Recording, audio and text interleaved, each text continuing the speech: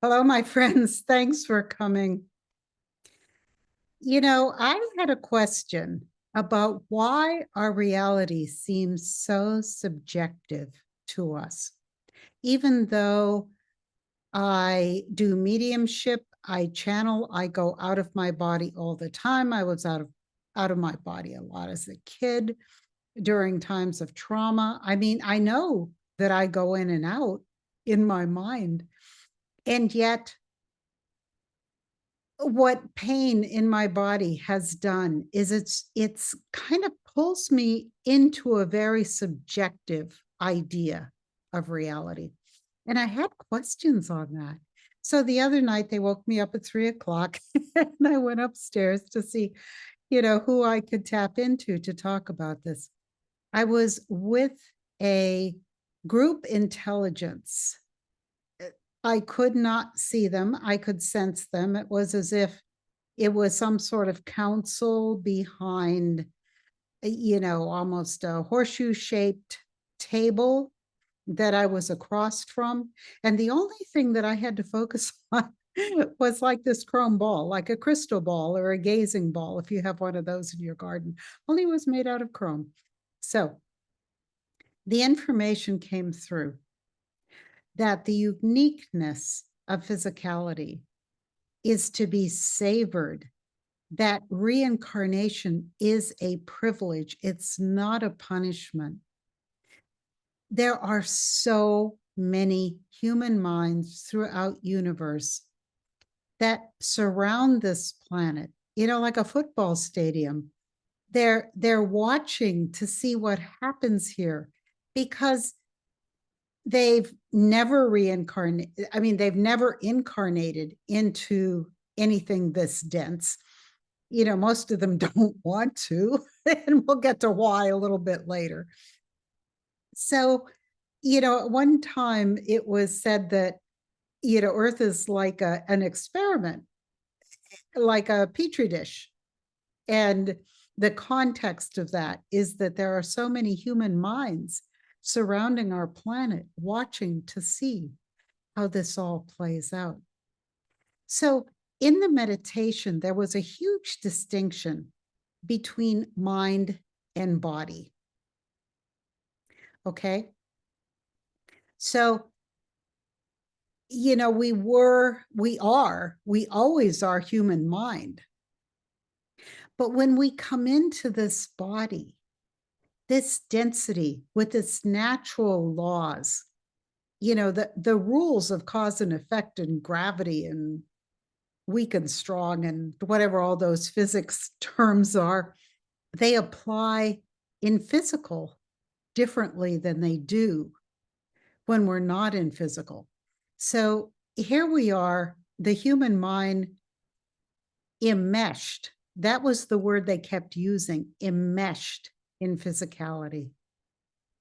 And that we knew that we would forget the truth of who we were before in order to experience physicality and really benefit from this experience. Now, there are benefits and risks.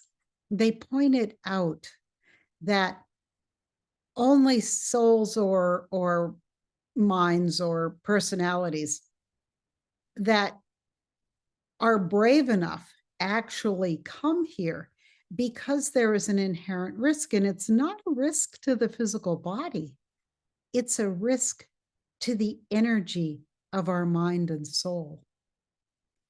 And I can get into that another time. I don't really want to get into that now.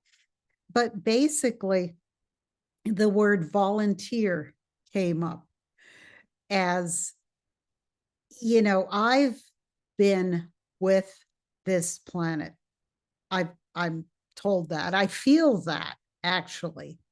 I love her, more than I love a lot of things, planet Earth. And it's kind of funny because I always joke and say I'm as old as dirt. But you know what? We are. The materials on this planet that make up our body are atoms and molecules that were parts of dinosaurs or whales or mastodons or many extinct species. So the soup, the matter that makes up our body is as old as dirt, right? So I thought that was kind of cute the way they said that. But we all know when we come in, when our mind becomes enmeshed with physicality, that we will forget who we truly are. So ironically, we come in here to see through our eyes. And then when we get here, it's like we're wearing a blindfold to who we were before, right? And what was some of the other things from the meditation? It was so cool. Oh, the real benefit, the real, the reason that we come here is all of our experiences here will be shared and actually are being shared as we live them. So this was the petri dish idea, where a lot of human minds, human personalities that are not going to incarnate are watching, how we how we do down here.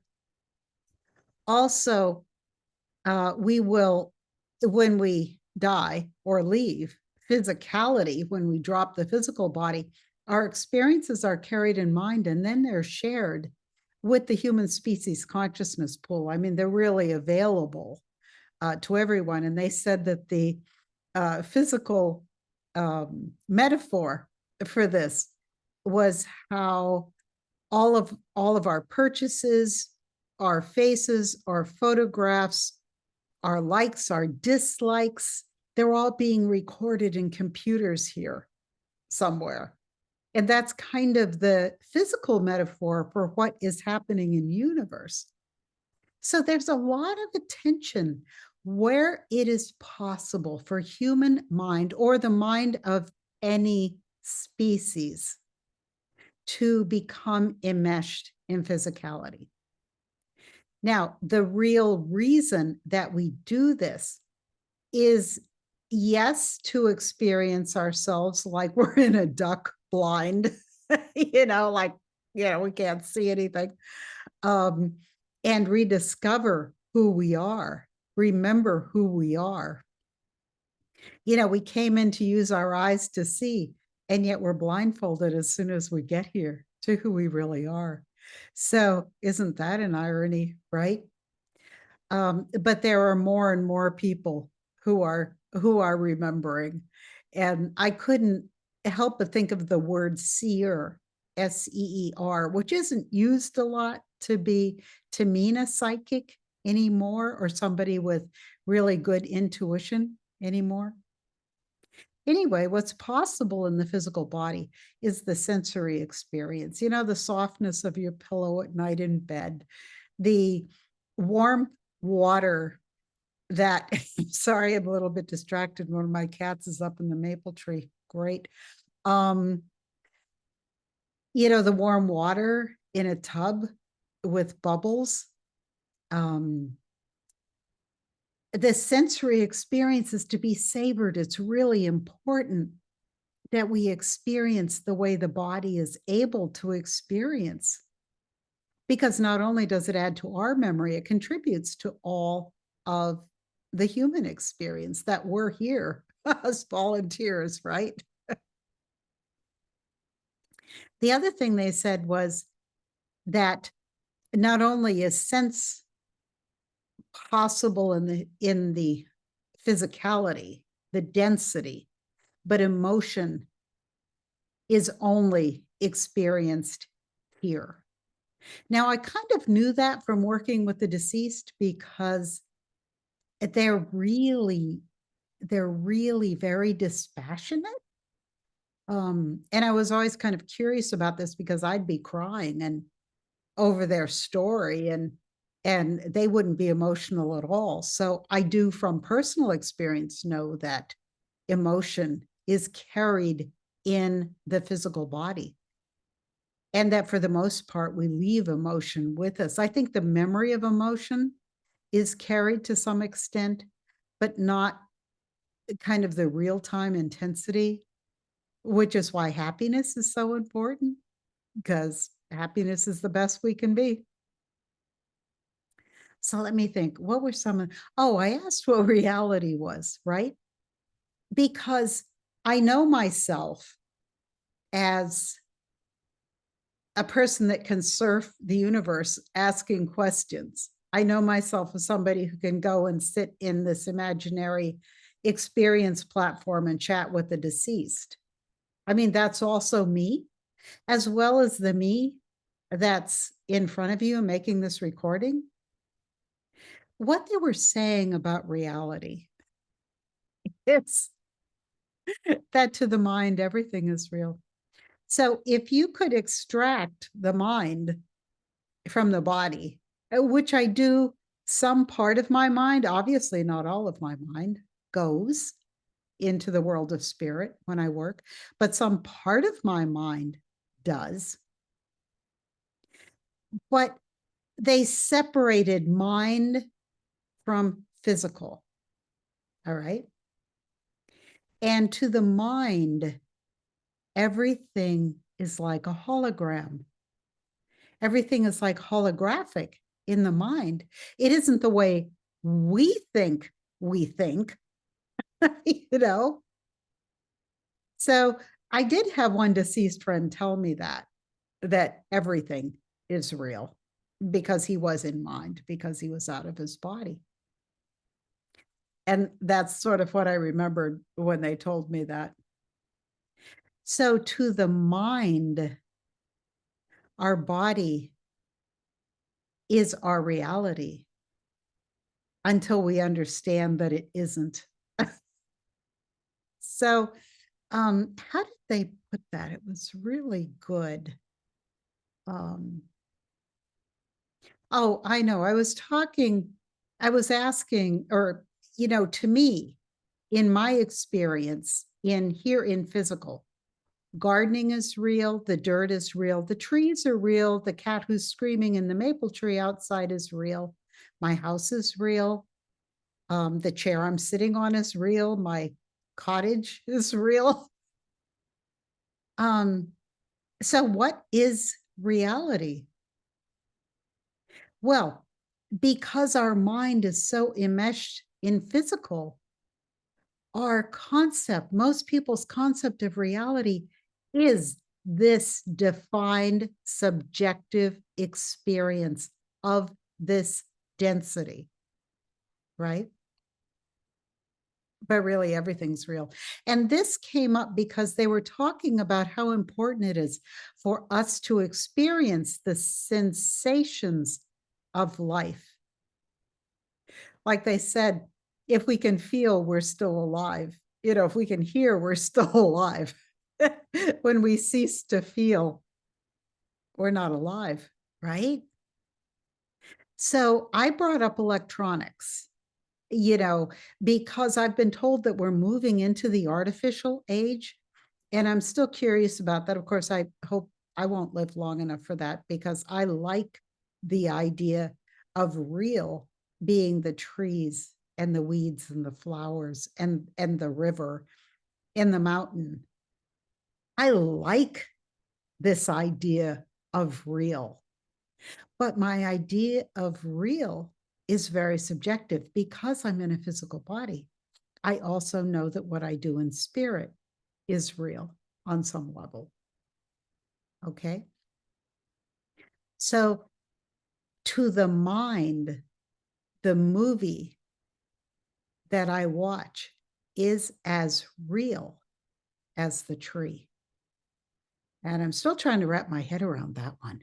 It's just a kind of an amazing concept. I really like the idea of reality as being this. And I think that's important because we can't reject the gift of having gotten here, having survived this, and functioning here, right? It's such a gift to be here. And there's like apparently a gazillion human minds that will never enmesh in any density, even though there's a lot of other what they call experience platforms throughout universe that have varying density, some more dense, some less dense, um, that will seem just as real to the minds that enmesh in that density. I won't call it reality. Reality is our word. Density is their word. Okay. So I think there was more, but I'm going to stop this here. And please play with these ideas in your own mind. It's, I just offer things for people to play with in their own mind, right? I mean, just because I channel it and I think my sources are really pretty good. um, everybody has their own knowledge level, their own path, their own understanding, even their own language. So please like, share, subscribe. I am writing, so I'm not doing my YouTubers quite as much. But until I see you again, please be well and please be blessed. Thanks for coming.